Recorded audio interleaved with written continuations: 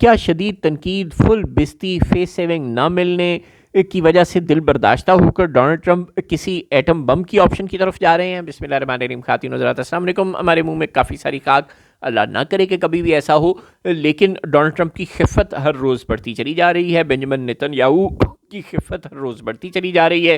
وہ آئے تھے کہ وہ 4 دن میں ایران فتح کریں گے، رجیم چینج کریں گے اور یہاں سے چلے جائیں گے اور برباد کر دیں گے سب کچھ. وہ لینے کے دینے پڑ گئے. ایران نے مار مار کے اسرائیل میں بھی بہت سے میزائل مار دیے، بہت سی تباہی کر دی.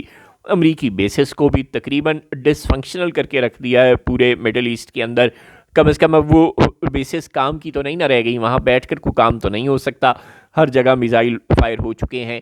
اس صورتحال میں مڈل ایسٹ کی جو حکومتیں ہیں وہ الگ امریکہ اور اسرائیل سے شدید ناراض ہیں.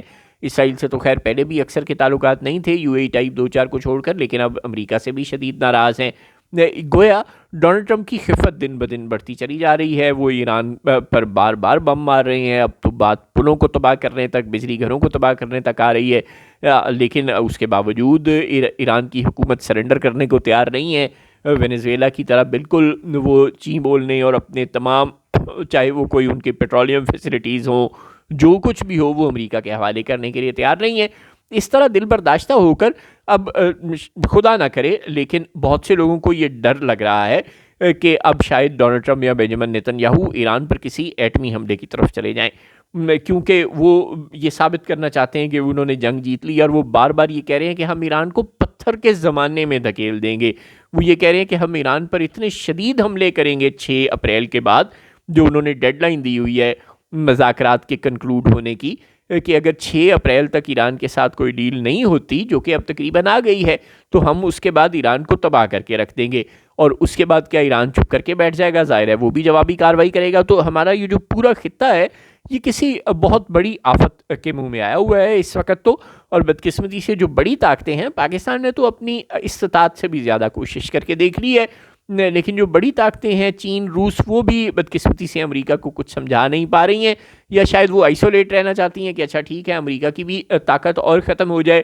وہ جتنے زیادہ پیسے، جتنی زیادہ دفاعی قوت اس جنگ میں جھونک دے گا، اس کے نتیجے میں وہ برباد ہو جائے گا، خود بھی پیروں پر نہیں کھڑی ہو سکے گی اس کی معیشت.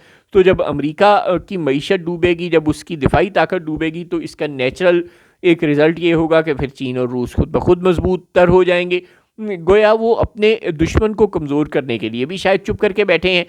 ہلکی پھلکی کوششیں تو سبھی کر رہے ہیں، لیکن بات کوئی کسی سرے چڑھتی ہوئی نظر نہیں آ رہی.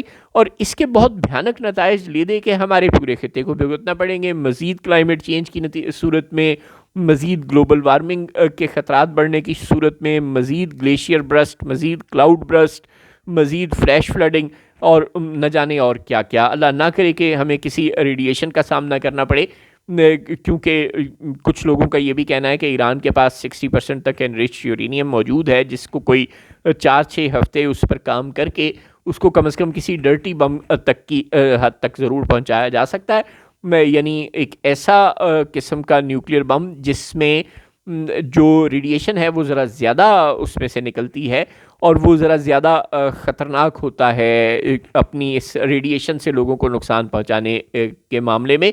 اور اس طرح کی صلاحیت تک پہنچنے کے لیے شاید ایران کو 4-6 ہفتے چاہیے تھے نومبر والے حملے کے بعد، اکتوبر نومبر والے حملے کے بعد، اور وہ 4-6 ہفتے اب گزر چکے ہیں. گویا یہ ہو سکتا ہے کہ ایران کے پاس بھی کچھ ہلکا پھلکا قسم کا نیوکلیئر ویپن موجود ہو، اور اگر امریکہ یا اسرائیل نے ایسی کوئی وحشیانہ حرکت کی تو پھر جواباً ایران بھی اسرائیل پر ایسا کچھ فائر کر دے. گویا یہ ایک بہت بڑا عذاب ہمارے خطے میں آ سکتا ہے اگر امریکہ نے، اسرائیل نے ہوش کے ناخن نہ لیے. ویسے اسرائیل سے تو کوئی ایسی توقع ہی نہیں تھی، اور کیونکہ ڈونلڈ ٹرمپ جن کو ہم نے امن کے نوبل انعام کے لیے نامزد کیا ہوا ہے، اس وقت امریکہ کی زمام ان کے ہاتھ میں ہے، چنانچہ بدقسمتی سے ان سے بھی کسی عقل مندی کی توقع نہیں رکھتی. اب تو اللہ ہی ہے جو ہمارے خطے کو کسی بہت بڑی آفت سے بچا سکتا ہے، ورنہ لگ یہی رہا ہے دن بدن کے حالات خراب سے خراب تر ہوتے چلے جا رہے ہیں.